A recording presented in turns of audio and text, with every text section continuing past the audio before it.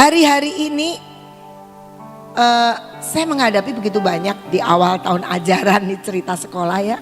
Pasti versinya mirip dan sama, yaitu pembayaran uang kegiatan, uang sekolah dan sebagainya, kenaikan uang sekolah dan sebagainya. Dan versinya ya di daerah seperti itu. Tapi ketika saya merenungkan firman, saya mendapati hal-hal yang sebenarnya itu universal untuk kita semua sebagai anak-anak Tuhan. Bagaimana mindset kita, pola berpikir kita itu yang seringkali gak tepat. Bukan salah tapi tidak tepat. Nah mari kita sama-sama kita akan belajar dari Yohanes 21 ayat 1 sampai 11. Panjang.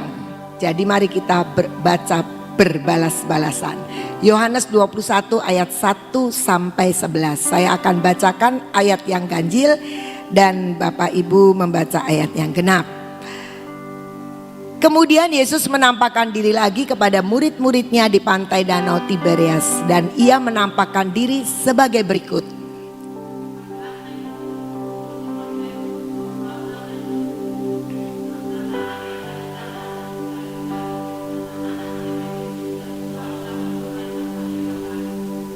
Kata Simon Petrus kepada mereka, "Aku pergi menangkap ikan." Kata mereka kepadanya, "Kami pergi juga dengan engkau." Mereka berangkat lalu naik ke perahu, tetapi malam itu mereka tidak menangkap apa-apa.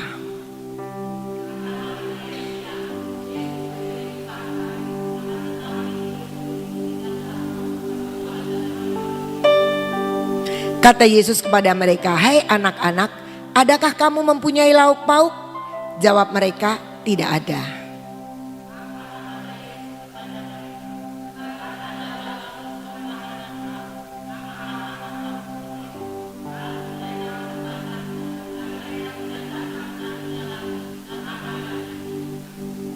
Maka murid yang dikasihi Yesus itu berkata kepada Petrus, "Itu Tuhan." Ketika Petrus mendengar bahwa itu adalah Tuhan, maka ia mengenakan pakaiannya sebab ia tidak berpakaian, lalu terjun ke dalam danau.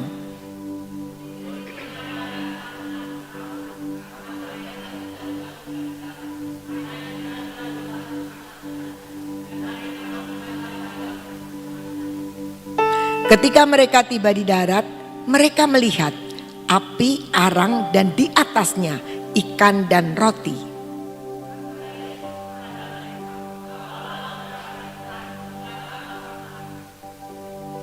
Simon Petrus naik ke perahu lalu menghela jala itu ke darat penuh ikan-ikan besar, 153 ekor banyaknya, dan sungguh pun sebanyak itu jala itu tidak koyak.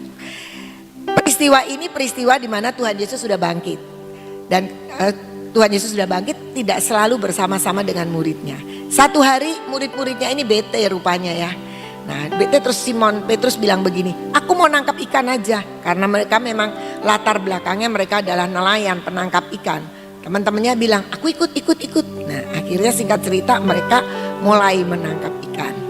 Dikatakan di dalam ayat 3.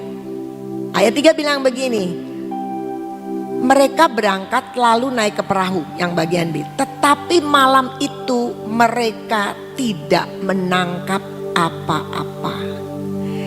Mereka ini siapa? Penangkap ikan. Mestinya pinter nangkap ikan. Tapi malam itu mereka tidak menangkap apa-apa. Itu jadi ceritanya semalam-malaman mereka kerja keras untuk menangkap ikan. Dengan modal kemampuan mereka memang seorang nelayan. Jadi tapi tidak menghasilkan apa-apa kerjanya. Nah kita lihat yang ayat 11. Ayat 11 mengatakan begini, Simon Petrus naik ke perahu lalu menghela jala itu ke darat.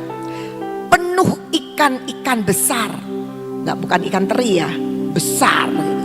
Dan dikatakan 153 ekor banyaknya. Dan sungguh pun sebanyak itu jala itu tidak koyak. Mereka itu ayat 11 ini menangkap 153 ekor ikan besar. Saya pernah dengar dari seorang hamba Tuhan, katanya di Danau Tiberias itu memang adanya 153 jenis ikan. Berarti hebat sekali ya. Dalam satu kali jaring, satu tipe ikan, satu ekor. Gak ada yang double. Karena katanya 153 ekor, 153 jenis ikan. Katanya begitu. Dan itu keajaiban yang luar biasa.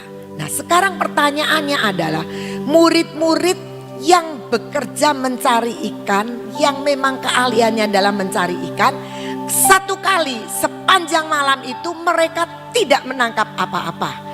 Tapi kemudian di ayat yang 11, ketika mereka sudah siang, nggak wayahnya cari ikan mestinya, tapi mereka bisa menangkap 153 ekor ikan besar dikatakan. Nah bedanya apa dari ayat 3 dan ayat 11? Kita akan lihat selanjutnya bahwa dikatakan di sini perbedaannya adalah di ayat yang ke-11 mereka bertindak karena firman. Tebarkanlah jalamu di sebelah kanan perahu, maka akan kamu peroleh firman. Jadi ketika Yesus kemudian menampakkan diri, ya, semua kaget. Tapi Tuhan bilang, tebarkan jalamu di sebelah kanan perahu. Kalau kira-kira nebarkannya di sebelah kiri dapat ikan nggak? Tapi murid-muridnya taat ya. Dia tebarkan di sebelah kanan. Maka akan kamu peroleh, kata firman. Kalau dipikir-pikir ya, yang semalam-malaman gak dapat apa-apa tuh capek gak kira-kira? Capek banget. Semalam-malam udah capek, kesel hati lagi. Kok gak ada ikannya gitu. Yang kecil aja gak dapet gitu. Apalagi yang besar. Tapi ketika Tuhan bilang, tebarkan jalamu di sebelah kanan. Tiba-tiba, suddenly, in the right time ya, waktunya, maka tiba-tiba ikan itu begitu banyak. Saya juga nggak ngerti itu ikan-ikan dari mana datangnya ya. Wong di situ tadi pasti di tempat itu tuh semalam-malaman udah cari ikan nggak ada. Tapi tiba-tiba di sebelah kanan itu ikan, ngumpul ikannya di sebelah kanan. Tarik 153 ikan besar. Kita belajar dari sini adalah perbedaannya sama-sama dengan kekuatan, dengan keringat, dengan kepandaian mereka menangkap. Tapi perbedaannya adalah ketika kita bekerja dan mengerjakan semua hanya dengan kepintaran kita, keahlian kita, semua yang ada pada kita, itu hasilnya bisa nihil. Saya bilang bisa nihil karena juga bisa juga kan, mereka sudah biasa menangkap ikan dari kemarin-kemarin juga dapat ikan. Tapi malam itu mereka diajar oleh Tuhan bagaimana perbedaannya ketika firman itu datang. Jadi saya mau mengingatkan di sini, kita memang bekerja dengan keringat kita. Tapi mari kita belajar untuk bekerja oleh karena firman yang bicara. Sebelum firman datang, nanti kita banyak sia-sianya. Nah, di sini kita bisa melihat di dalam Mazmur 119 ayat 105 ya. Ini semua pasti sudah hafal. Firman-Mu itu pelita bagi kakiku dan terang bagi jalanku. Jadi firman Tuhan itu bukan tiba-tiba ikannya lepok ada di depan kita. Tapi firman itu menjadi penerangan yang jalan kita itu tidak ngalami gelap. Kita nggak nebak-nebak. Wah ini aja atau itu aja. Enggak. Tapi lewat firman Tuhan dia akan menerangi jalan hidup kita. Dia akan membuka setiap kegelapan-kegelapan. Akan menguraikan semua yang sulit-sulit itu. Nah itu firman Tuhan. Jadi apa pentingnya kita baca firman? Sangat penting dan utama. Karena kalau kita tidak pakai firman, berjalan bertindak tidak dengan firman, kita tuh nebak-nebak. Tapi selama ini saya nggak usah nunggu firman berhasil kok, bersyukur Tuhan itu baik. Makanya tadi kan saya udah didoakan, saya bilang Tuhan engkau tuh baik. Seperti apapun keadaan kami, kebaikanmu nggak pernah berhenti dalam hidup kami. Tetapi sekali lagi kita nggak bisa maksimal. Sebenarnya Tuhan akan memberikan lebih, tapi karena kita tidak mengerti tuntunan Tuhan, kita nebak-nebak. Oh tapi saya doa, waduh saya ketemu sama banyak orang tua murid dalam kesulitannya. Kalau saya bilang gini, banyak berdoa, saya sudah berdoa, yakinlah, percayalah. Orang dalam kesulitan gak mungkin gak berdoa. Tetapi firman itu yang akan menuntun kita untuk mengiringi hidup kita dengan doa dan firman. Dan itu yang akan membawa kita untuk semakin mengerti. Yesaya 30 ayat 19 sampai 21. Yesaya 30 ayat 19 bilang begini. Sungguh hai bangsa di Sion yang diam di Yerusalem, engkau tidak akan terus menangis. Tentulah Tuhan akan mengasihani engkau. Tentulah Tuhan akan mengasihani kita. Mungkin saudara-saudara yang ada di sini yang ikut streaming saat ini lagi nangis. Saat ini lagi sedih, saat ini lagi repot, lagi pepet, nggak tahu jalan keluar. Dengar firman Tuhan. Tentulah Tuhan akan mengasihani engkau apabila engkau berseru-seru. Aduh Bu Ina, saya udah seru-seru dan jerit, pakai nungging, pakai nangis, pakai segala macam. Tapi ada lagi lanjutannya. Pada saat ia mendengar teriakmu, ia akan menjawab. Nah, seringkali kita teriak-teriak tapi kita nggak mau dengerin jawaban Tuhan. Kemarin ada tata usaha kami itu cerita. Jadi gini, ada seorang oma, dia telepon sama saya. Dan dia bilang begini, ini mau buat bayar buku, anak saya belum bisa bayar untuk cucunya gitu. Terus dia bilang begini, boleh nggak? Karena masih temen ya, jadi bilang, boleh nggak aku pinjem uang sama kamu, pinjem sama saya.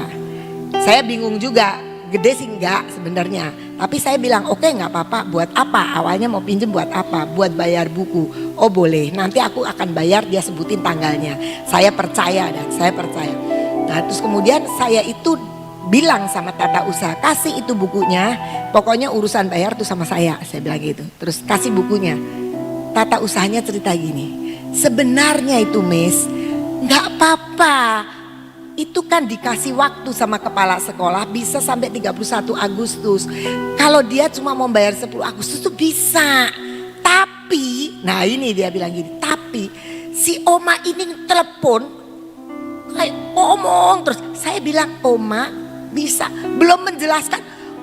Sudah katanya. Jadi sekolah ini tidak bisa ya. Saya tidak sempat menjawab.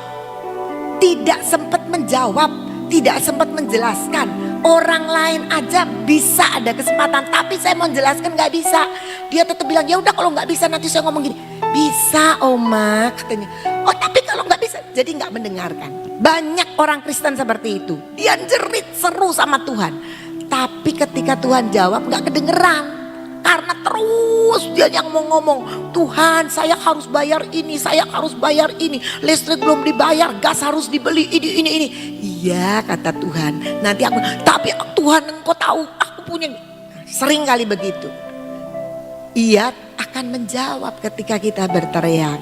Makanya dengerin firman, bersaat teduh di depan firman, beri kesempatan Tuhan ngomong. Karena lebih banyak kita tuh kalau sudah pepet, kita yang teriak-teriak gak ada titik, gak ada koma sama Tuhan. Lanjut ayat selanjutnya. Dan walaupun Tuhan memberi kamu roti dan air serba sedikit, namun pengajarmu tidak akan menyembunyikan diri lagi. Tetapi matamu akan terus melihat dia. Walaupun sekarang ini faktanya hidup kita itu lagi mepet. Ada orang tua yang bilang gini, Miss uang sekolahku naik 30.000. Saya mau tanya 30.000 tuh gede apa sedikit? Gede? Ya gede apa sedikit? Sedikit dong. Sehari paling 1.000 kan? Tapi dia bilang begini, tapi tahu gak Miss 30.000 itu bisa buat makan saya sekeluarga. Berarti dia kan lagi mepet. Saya mau kasih tahu, semua orang tua yang datang ke saya tidak pernah saya tolak. Saya belajar. Tetapi yang saya inginkan, saya belajar apa yang Tuhan mau. Di sini katakan, Tuhan memberi kamu roti dan air serba sedikit. Namun pengajarmu, lah Tuhannya sudah jadi pengajar loh. Gak cerita Tuhan lagi. Bukan, namun aku tidak akan menyembunyikan diri. Bukan, namun pengajarmu tidak akan menyembunyikan diri lagi. Artinya kalau kita ketemu dengan seorang pengajar, kira-kira kita sebagai apa? Murid, orang yang diajar. Jadi di dalam setiap kesempatan Tuhan ingin kita belajar. Pasti ada sesuatu yang Tuhan inginkan supaya kamu belajar. Dan tetap matamu terus melihat sang pengajar. Banyaknya orang ya teriak-teriak Tuhan tolong, lupalah sama yang nolong. Sudah diberkati, wah udah gak kelihatan lagi. Nanti kalau lagi sesek lagi baru datang lagi, nongol lagi. Tuhan ingin walaupun kamu itu makan roti dan air serba sedikit. Tadi saya katakan 30.000 rupiah bisa untuk makan sekeluarga katanya. Saya bilang makanan mewah enggak, pasti sangat sederhana. Tapi masih bisa. Tapi Tuhan bilang walau serba sedikit, walau serba terbatas. Tapi Tuhan bilang pengajarmu, artinya aku datang ingin mengajar engkau. Aku datang bukan sekedar sebagai Tuhan yang akan memenuhi kebutuhanmu, tapi aku mengajar engkau lewat keterbatasan itu. Biar kita boleh semakin mengenal guru kita, siapa Tuhan itu yang bisa kita andalkan. Tadi pujian kan, Tuhan Yesus yang jadi andalanku. Jadi itu yang Tuhan mau di tengah kesesakan kita.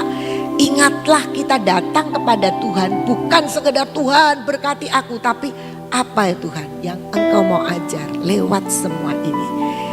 Dan biar mata kita terus tertuju kepada Tuhan. Lanjut ayat 21. Dan telingamu akan mendengar perkataan ini dari belakangmu. Tuhan itu nanti mau bisik-bisik di telinga kita. Ini jalan loh, inilah jalan. Berjalanlah mengikutinya, entah kamu menganan atau mengiri. Jadi ternyata ketika kita datang teriak sama Tuhan, dia akan hadir menolong. Tapi dia datang bukan sebagai sinterklas yang bawa kado-kado, nih kado nih, kamu pengen apa nih, gitu. Tidak. Dia datang, dia akan menunjukkan jalan, dia akan mengajar kita. Jadi kita itu nanti akan semakin pandai. Orang kalau diajarin kan semakin pandai. Jadi Tuhan itu tidak ingin hanya sekedar dia datang sebagai yang tadi saya bilang sinterklas bawa kado. Kemudian sudah buka kadonya kita senang selesai. Tidak. Tapi dia ingin membawa kita next level untuk kita ngerti. Oh kalau sekarang aku sedang makan roti dan air serba terbatas. Tuhan ingin mengajar sesuatu. Dan itu yang sebenarnya Tuhan inginkan. Di dalam setiap peristiwa selalu ada pelajaran yang Tuhan inginkan dalam hidup kita. Ketika saya baru mengenal Tuhan, saya memang sudah Kristen dari lahir ya, dari perut ibu saya. Tapi perjumpaan saya secara pribadi, saya itu penuh firman.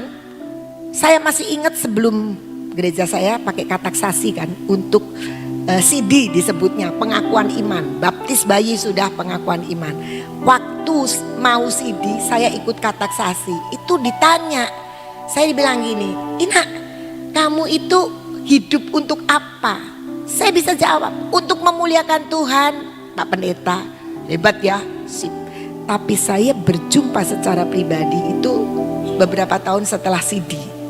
Jadi CD itu saya punya banyak konsep kekristenan, tapi saya berjumpa itu pada waktu beberapa tahun sesudahnya pribadi. Nah setelah itu Tuhan mengajar saya kuliah. Saya menyadari ternyata Tuhan itu bisa bicara sama kita gitu loh. Dan satu ketika saya ujian, saya masih ingat sekali saya ujian konstruksi baja. Yang ikut ujian banyak, kakak-kakak kelas masih belum pada lulus nih ujian. Banyak sekali ujian. Waktu kemarin kan saya cerita konstruksi gempa, ini konstruksi baja. Tidak ada yang lulus. Saya nilainya 5,5. Dan di situ ditulis. Kalau yang nilainya 5,5 itu udah yang paling tinggi. Tapi tetap gak lulus gitu. Yang nilainya 5 dan 5,5 boleh ujian lagi. Jadi itu dianggap hapus, ujian lagi. Saya senang dong, 5,5, 6 ini lulus. Berarti saya sudah mendekati teman-teman saya 1, 1,5, 2, 3 pada gak boleh ujian. Jadi ujianlah saya kembali karena saya 5,5. Selesai ujian dipampangkan lagi, gak ada yang lulus. Tapi nilai saya 3,5. Saya kesel, lawung tadi 5,5 kok sekarang jadi 3,5. Saya udah jadi anak Tuhan nih, sudah ketemu Tuhan. Saya berdoa, Tuhan, saya tuh kenapa kok sekarang malah jadi 3,5. Nah ini yang dihitung tuh yang mana? Kan 5,5 udah lumayan walaupun gak sama-sama gak lulus. Tapi kok kenapa 3,5? Gue ada yang lulus lagi. Terus saya tuh lagi saat teduh karena sudah jumpa sama Tuhan. Saya memang sebelumnya pun saya selalu saat teduh. Dan ini baca firman, saya tiba-tiba sebab rancanganku bukanlah rancanganmu. Rancanganku lebih tinggi gitu. Jadi saya tuh baca, rancangan Tuhan lebih tinggi, rencana Tuhan lebih baik. Gimana lebih baik? Ulangan dari ujian dari 5,5 jadi 3,5 kok? Saya bilang gitu. Pengumuman lagi. Karena dari sekian ratus yang ikut ujian, yang 5 dan 5,5 itu 37 orang. Jadi saya termasuk ngulang kan. Tapi ngulang itu 37-nya tidak ada yang lulus. Jadi saya tuh aduh Tuhan gimana sih? Belajar lagi itu dengan trauma, perasaannya wis pinter, kok ya tetap aja 3,5 perasaan semuanya. Tapi saya tetap belajar, saya mendalami dan sebagainya. Akhirnya ujian, ternyata yang 37 orang itu yang tidak lulus semua diberi kesempatan sekali lagi. Jadi saya boleh ujian lagi kan, boleh ujian. Jadi nggak buang waktu lah ibaratnya. Saya ujian. Dan kali ini 7 orang yang lulus, saya termasuk. Senengnya bukan main saya. Iya rancangan Tuhan itu. Tapi apa rancangan Tuhan? Kok tetap saya melalui tidak lulus? Saya itu jadi pinter sekali dengan konstruksi baja. Karena belajar terus bolak-balik diulang. Dan setelah itu saya itu selanjutnya saya dipanggil sama dosennya. Dan saya mendampingi dosen itu tiap kali nerangin ke teman-teman saya. Tambah ahli, tambah pinter, tambah luar biasa. Yang itu saya bawa sampai ke kantor ketika saya bekerja. Gak ngerti saya. Tapi sejak itu saya ngerti. Tuhan itu ngomong ya katanya. Tuhan itu bisa nuntun saya. Dan sejak itu saya mulai belajar selalu firman Tuhan. Dan selalu Tuhan bicara lewat firman. Firman itu pelita dan terang buat jalan kita. Jadi kenapa? Nelayan-nelayan itu kerja keras semalaman. Tapi tidak menghasilkan apa-apa. Nyalain Tuhan. Wong nanya aja enggak. Kerja. Tapi orang kerja bisa dapat ikan enggak? Bisa juga. Mereka kan tadinya nelayan. Dan mereka pasti juga suka menangkap ikan. Tapi bagaimana kita mau untuk mengerti bahwa firman itu bisa menuntun kita untuk menjadikan kita maksimal. Untuk menjadikan kita pinter, untuk menjadikan kita mengerti. Karena Tuhan itu mau datang menjawab doa kita sebagai pengajar. Jadi dia pasti ngajari. Makanya sering kalau orang dunia bilang ada hikmahnya. Nah, itu sebenarnya karena menangkap sesuatu yang positif untuk hidup kita. Sekarang kita lihat bagian yang kedua. Kita lihat ayat yang ke-9.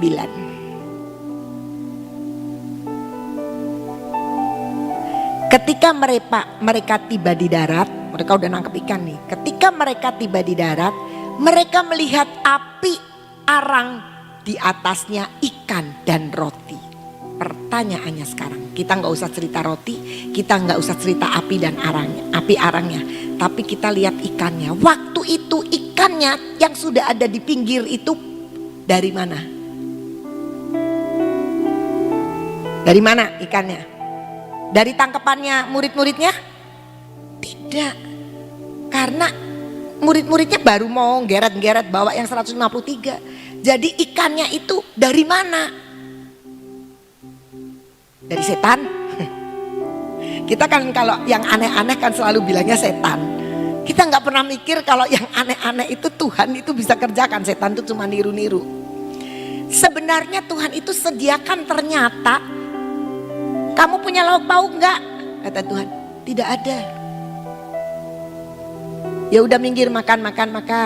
Tiba-tiba ada ikan.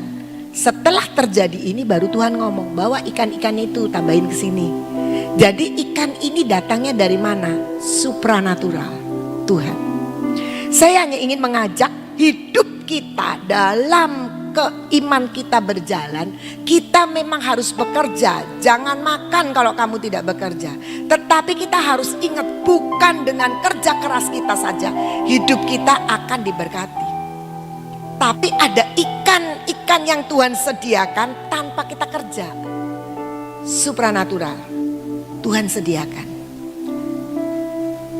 Orang tua itu kalau datang ke saya mau cerita keberatan dengan membayar ini itu, terus dia bilang gini, habis saya itu kan memang gak punya modal untuk kerja. Terus saya bilang, kalau punya modal terus bisa jadi kaya tah? Pertanyaannya, kalau punya modal Tuhannya di mana? Karena konsepnya kalau saya punya modal, saya pasti bisa mengerjakan ini. Yakin bisa. Banyak orang punya modal tapi bangkrut kok.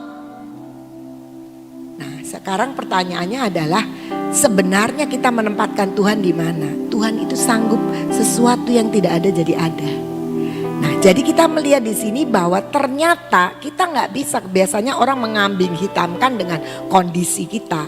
Saya kan orang nggak berpendidikan, saya kan kurang pandai, Miss. Jadi saya ya memang maksimalnya seperti ini. Saya kan nggak punya duit buat modal, jadi ya saya nggak bisa seperti ini. Saya mau kasih tahu bahwa pengikutan kita dengan Tuhan, seperti tadi saya ngulek-ngulek temanya itu, keringat dan berkat. Artinya kalau berkat itu tidak ada bagian kita sedikit pun untuk mengupayakan, tapi itu yang Tuhan sediakan buat kita. Jadi kita harus tahu bahwa ketika Tuhan Yesus bilang, ada lauk pauk nggak? Nggak ada. Dalam hati Tuhan, bereslah kalau sama aku tuh. Ayo minggir-minggir, mereka sudah ngikutin, jalannya dapat 153 ikan. Terus kemudian mereka minggir. Kan pasti muridnya berpikir, wah enak nih udah dapat ikan banyak, kita bisa pesta, kita bisa makan. Waktu datang tiba-tiba Yesus sudah sediakan ikan dan roti. Ikan yang gak tahu dari mana, tapi percayalah itu, Tuhan bisa mengadakan apa yang tidak ada menjadi ada. Dan itu biarlah hidup kita. Kita bekerja harus, tapi kita tahu ada berkat yang harus mengiringi pekerjaan kita. Tanpa itu nggak bisa. Memang bisa, tanpa itu dapat. Tapi ya udah, sekarang hidupnya satu hari 30.000 untuk makan. Terus berbuat apa? Ya sudah 30.000 itu saya hidup terus bolak-balik begitu. Anak tambah gede, bukunya tambah mahal, terus aja hidupnya dengan 30.000 setiap hari. Dari mana dia bisa keluar dari itu? Harus percaya Tuhan bisa mengadakan apa yang tidak ada menjadi ada, apa yang tidak mungkin menjadi mungkin. Seorang ibu datang kepada kepala sekolah. Dia mau pamitkan anaknya kelas 7 naik kelas 8. Mau dipamitkan untuk istirahat sekolah 1 tahun. Kenapa? Suaminya dibawa wewe gombel, dia harus menghidupi 3 anak, yang 2 memang sudah gede, bisa kuliah sambil kerja, dia nggak itu, tapi ada yang kecil, belum rumah sempat dijual dan sekarang dia kontrakannya habis. Pokoknya nih ya kalau kita ngelihat sudah jatuh ketimpa tangga lah begitu kiranya, sampai dia tidak punya jalan keluar apapun. Merasanya seperti itu. Dia datang kepada sekolah, dia bilang, bolehkah anak saya istirahat 1 tahun tidak sekolah, nanti tahun depan kami sudah deal dengan anaknya dan anak itu bisa mengerti untuk tidak sekolah 1 tahun. Kepala sekolah datang ke saya, Miss ini gimana? Saya bilang, jangan biarkan 1 anak pun tidak bisa sekolah karena uang. Itu prinsip kami dan prinsip Ibu Nani juga. Jadi saya bilang, boleh saya ketemu sama orang tuanya? Singkat cerita saya ketemu, saya tanya gini, Bu, ibu itu bisa apa? Sekarang nih suaminya lagi pergi gitu, lagi gak jelas. Ibu itu bisa apa? Saya menyambung hidup dengan jual masakan, tapi cuma open PO saja. Terus saya bilang gini, oke deh, jangan diurusin anak itu, biar anak itu masuk dan sekolah. Sekarang kami itu kan selalu memberi makan kepada guru-guru setiap yang. Kamu bisa gak? Coba ini saya kasih ke bagian cateringnya itu ya, Miss Lani. Miss Lani orang yayasan juga. Coba ini dikasih kesempatan untuk dia bikin makanan untuk guru. Singkat cerita udah oke. Ya masak. Tapi ya bagaimanapun juga kan untuk memenuhi beli buku, beli ini itu bukan murah kan. Gitu. Saya bilang jangan pikirin dulu dah, kamu masak. Dia bisa masak, tapi kalau datang telat melulu. Karena nggak biasa masak banyak. Kami kan masaknya porsinya kan sekitar 125 porsi. Jadi dia nggak biasa. Dia bilang gini, aduh Miss, aku tuh udah mulai masak dari jam 9. Sampai nggak tidur, 9 malam nih. Sampai nggak tidur, baru selesai setengah 1. Miss Lani bilang sama saya, ini gimana ya kok gitu. Coba ditanyain, karena ya bersyukurlah. Makanya saya bilang pengajar itu mengajari kita. Saya bukan orang dapur, tapi karena Tuhan pilih saya sebagai ketua GK jadi ngerti. Coba tanyain, punya kompor berapa? Punya 3, pasti cilik-cilik kata saya gitu. Nggak punya kompor yang gede.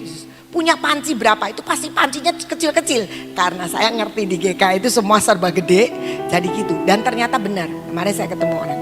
Tapi yang ajaib yang saya mau ceritakan begini.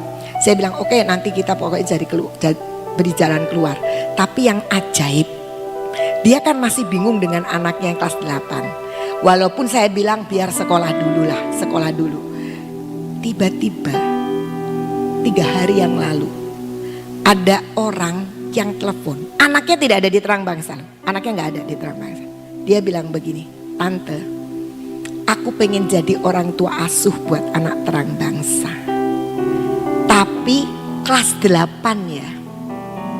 Ini menurut saya yang ajaib. Saya nangis. Tadinya cuma saya berpikir mau gak mau sekolah harus nopang ini anak. Tapi Tuhan tidak. Tenang, aku kirimkan orang. Menurut saya itu supranatural. Banyak orang tua kelas 12, anak yang pinter, anak ini enggak, ini syaratnya kelas 8. Sedangkan anak itu kelas 8. Kemarin saya ketemu sama orang tuanya dan saya bilang, dia datang ke saya, Miss, aku udah ngumpulin uang, aku baru bisa bayar uang sekolah Juli, belum bisa buku, belum bisa semuanya. Saya tuh memang lupa ngomong sama dia, belum bangun.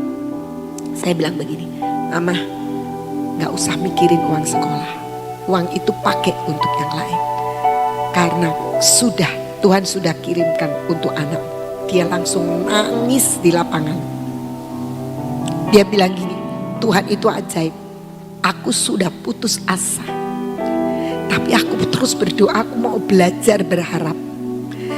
Dan aku berpikir anakku gak bisa sekolah 1 tahun. Kelas 7 itu masih kecil loh. Suruh kerja juga gak bisa, baru naik kelas 8. Aku berpikir aku sudah tidak tahu untuk bayar kontrakan untuk apa. Tapi tiba-tiba anakku boleh sekolah.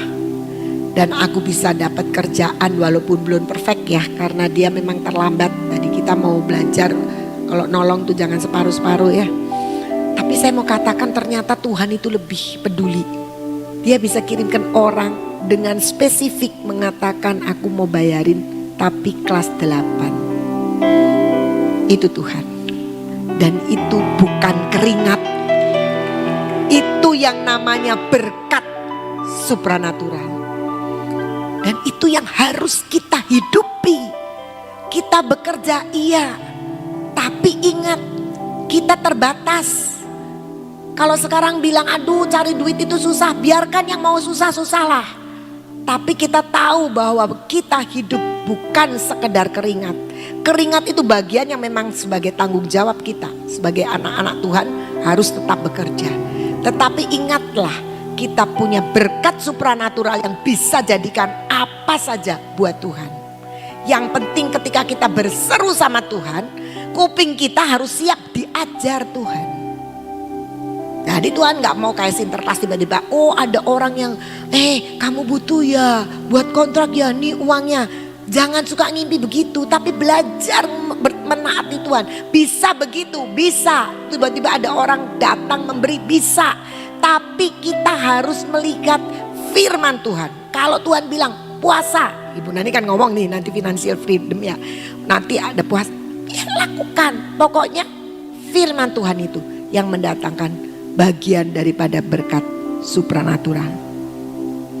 Jadi kesimpulannya apa? Kesimpulannya kita kerja, tapi ada kuasa Tuhan yang menyempurnakan, dan itu baru jadi berkat.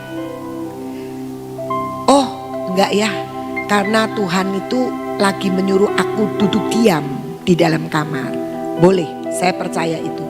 Tapi ketika kita melihat duduk diam, kok Tuhan juga diam, kita bertanya, apa itu bukan keinginan sendiri? Seorang ibu datang ke rumah saya dan dia bilang, saya punya kebutuhan ini. Nah, saya kembali tanya kan, kamu bisa apa? Katanya gitu. Emangnya kenapa Bu?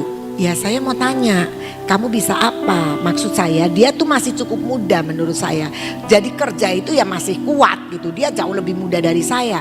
Kamu butuh bisa apa? Coba kamu belajar. Kalau kamu tidak punya modal, ayo kita sama-sama lah. Saya mau nolong kamu dengan modal.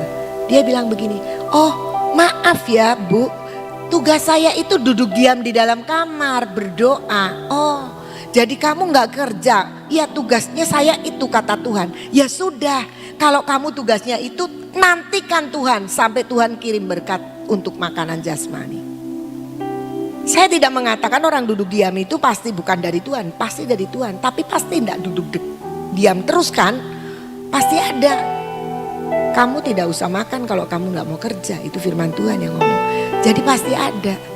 Jangan terus seperti Pak Yusak, oh Pak Yusak suruh duduk diam. Saya bilang enggak loh, Pak Yusak itu memang duduk diam, tapi dia terus mendengarkan apa yang Tuhan mau. Ketika Tuhan bicara, dia lakukan untuk jiwa-jiwa, untuk apa. Walaupun mungkin dia waktu itu dalam usia yang sudah lanjut, mungkin bukan dia yang berangkat. Tapi kita tahu Pak Yusak pun dalam usia yang sudah cukup lanjut, nyampe ke Papua, nyampe kemana-mana. Capek gak capek? Di dalam kamar? Enggak. Menurut perintah Tuhan. Nah, kita sekarang melihat kita sudah terima berkat Tuhan. Tapi kok ini tetap kurang, itu kurang. Karena jalannya koyak. Nah sekarang kita lihat di dalam firman ini di ayat 11 dikatakan sekalipun ya, kita lihat. Dan sungguh pun sebanyak itu jala itu tidak koyak. Penting sekali ketika kita sudah ngerti panggilan pekerjaan kita dan kita ngerti ada bagian berkat dari Tuhan, jangan sampai koyak. Biasanya sudah diberkati kita mulai bocor, koyak. Kita menggunakan keuangan dengan seenak kita, bukan yang Tuhan mau. Sebab kalau kita lihat di dalam surat Petrus dibilang, aku memanggil kamu untuk diberkati supaya kamu menjadi berkat. Jadi ada rencana Tuhan untuk memberikan berkat kepada kita. Nah sekarang kita akan lihat bagaimana caranya supaya kita tidak, jala kita tidak koyak. Amsal 30 ayat 7 sampai 9 dikatakan begini. Ngomongnya cepetan dikit ya. Dua hal aku mohon kepadamu, jangan itu kau tolak sebelum aku mati. Yakni, jauhkanlah daripadaku kecurangan dan kebohongan. Jangan berikan kepadaku kemiskinan atau kekayaan. Kalau Tuhan itu gak suka dengan yang curang-curang dan bohong-bohong, dia gak suka gitu ya. Jangan berikan kepadaku kemiskinan atau kekayaan. Miskin juga kita susah, tapi Amsal ngajari kita jangan kepengen kaya. Banyak orang yang kepengen kaya, mulai ini mulai itu, cuma cepet kaya. Orang kaya boleh nggak? Boleh. Ibu Nani bilang orang kaya tuh boleh. Kalau kita kaya kan kita bisa bagi kekayaan kita untuk menjadi berkat. Tetapi jangan berikan kekayaan. Kenapa? Penulis Amsal Lemuel ini mengatakan itu. Biarkanlah aku menikmati makanan yang menjadi bagianku. Artinya Tuhan itu lebih tahu porsi kita itu seberapa. Kalau kita porsinya baru jutawan, ya biarlah jutawan dulu. Kalau porsi kita sudah miliarder, biarlah dikasih miliar. Itu porsi kita. Karena apa? Ketika kita sudah dapat bagian kita, coba kita lihat selanjutnya ayat 9. Supaya kalau aku kenyang, aku tidak menyangkalmu dan berkata, siapa Tuhan itu? Atau kalau aku miskin, aku mencuri dan mencemarkan nama Allahku. Artinya kalau bagian kita itu pasti pas. Kita nggak akan jatuh sombong, kita tidak jatuh dari meninggalkan Tuhan. Tapi pas sekali kita tahu mengelola dengan keuangan yang pas memang Tuhan berikan. Atau kepercayaan-kepercayaan yang lain. Kita bisa pas dengan pelayanan-pelayanan kita. Loh kenapa ya saya itu belum jadi WL ya? Kok saya masih jadi singer terus ya? Kalau memang nanti sudah pas jadi WL, jadilah WL. Tapi kalau tidak pas jadi WL, malah bubar saudara. nggak pas. Kalau kita belum wayanya jadi pemimpin, kepengen jadi pemimpin, nanti jadi pemimpin yang menindas, jadi pemimpin yang sombong, jadi pemimpin yang nggak tahu bawahan. Biarkan kita belajar. Kalau sudah waktunya Tuhan promosikan kita menjadi yang lebih tinggi, Tuhan mau promosikan kita, pas. Kita pun kalau jadi pemimpin, kita bukan pemimpin yang seenaknya. Kita akan pemimpin yang bisa mengerti keadaan bawahan. Kita pemimpin yang bisa mengelola semua, memanage semua. Dan itu yang dimaksudkan dengan penulis Amsal. Dia bilang supaya aku terima bagianku aja. Kalau aku bagianku tuh baru kelas 3, ya biarlah aku jadi kelas 3. Oh jadi ketua kelas 3, kok enteng banget kelas 3. Ya memang pasnya baru kelas 3. Jadi ketua OSIS SMA. Pas karena dia sudah bisa jadi pemimpin untuk SMA. Nah misalnya seperti itu. Nah itu mari kita belajar. Biarlah kekuatan kita supaya jala kita tidak koyak. Kita mengelola apa yang jadi bagian kita. Dan selanjutnya Filipi 3 ayat 16 dikatakan. Ayat terakhir tapi yang tidak terakhir. Karena tadi saya ada tambahan. Tetapi baiklah tingkat pengertian yang telah kita capai. Kita lanjutkan menurut jalan yang telah kita tempuh. Jangan suka berhenti belajar dari Tuhan. Jangan kepengen mandek. Ya Tuhan enak. Sekarang aku sudah diberkati. Aku sudah punya rumah. Aku sudah punya mobil. Aku sudah punya keluarga yang enak. Stop. No. Tingkat pengertian kita harus kita lanjutkan. Dari jalan yang awal kita sudah tempuh. Dan ada satu hal lagi yang tadi saya ingatkan. Yoel 3 ayat 10. Bukain ya. Ini mendadak. Tempalah mata bajakmu menjadi pedang dan pisau-pisau pemangkasmu menjadi tombak. Baiklah orang yang tidak berdaya berkata, aku ini pahlawan. Saya kemarin ngajarin seorang ibu. Seorang oma datang dan dia selalu dalam kesulitan ekonomi dan dia itu kesel sama menantunya. Menantunya nggak ngurus cucunya. Ini kata dia yang ngurus cucunya semua. Menantunya enak-enak katanya. Kesel sekali. Saya bilang oma didoain aja supaya menantunya bertobat. Wah, Miss, doa mas sudah sampai berbusa mulutnya. Saya doa terus. Ayo doanya gimana oma? Ya saya minta doa supaya mantu saya itu supaya berubah, mantu saya itu supaya care sama cucu-cucunya, gitu. Iya, tak ajarin doa yang lainnya. Apa? Doa bilang gini, Tuhan terima kasih untuk menantu yang ajaib. Hah? Masa kayak begitu ajaib? Saya bilang firman Tuhan bilang, aku tidak berdaya suruh bilang pahlawan, aku miskin suruh bilang kaya, aku lemah suruh bilang kuat. Ya sekarang kita ngikutin aja. Tuhan aku bersyukur dengan menantuku yang ajaib. Itu firman loh. Terus aku tahu dia adalah menantu yang terbaik. Karena dia punya menantu perempuan 3. Ini paling jelek kata dia. Kalau yang 2 itu baik gitu. Saya bilang ini yang terbaik. Masa kayak begitu? Belajar Oma, belajar. Coba nanti beberapa bulan lagi ketemu saya. Cerita sama saya. Ada perubahan apa tidak? Firman Tuhan yang ngomong, ketika kita tidak berdaya, aku ini pahlawan ngomongnya. Yang lemah bilang kuat, yang miskin bilang kaya. Tuhan bilang. Nah saudara-saudara mari kita sekarang kondisi kita apapun ingat. Kita harus bekerja tapi berkat itu ada supranatural yang menambahkan. Jangan bilang mana bisa aku berbuat ini dan itu. Ya enak aja kalau Ibu Nani kan banyak duitnya. Nah berarti Anda sedang mempunyai pola pikir bahwa Anda tidak bisa berbuat apa-apa dan butuh dikasihani. Mari kita belajar mengerti setiap kita dari titik dimanapun saat ini kita berada. Jadikan itu satu tempat pijakan untuk membangun jala yang kuat dan untuk mempercayai ada berkat supranatural. Gaji saya cuma segini. Saya bilang sama guru-guru, saya berdoa kalian punya mobil, kalian semua punya rumah. Nanti kan bisa. Dalam hati mungkin ada yang ngomong, Miss gajinya aja belum naik-naik katanya gitu. Gaji cuma segini beli mobil. Ya salah sendiri nanti gak bisa beli mobil. Karena mengerti bahwa hidup kita hanya karena kita bekerja. Tapi percayalah hidup kita dengan bekerja ada pekerjaan Tuhan yang melengkapi menjadikan berkat buat hidup kita. Yuk kita berdoa.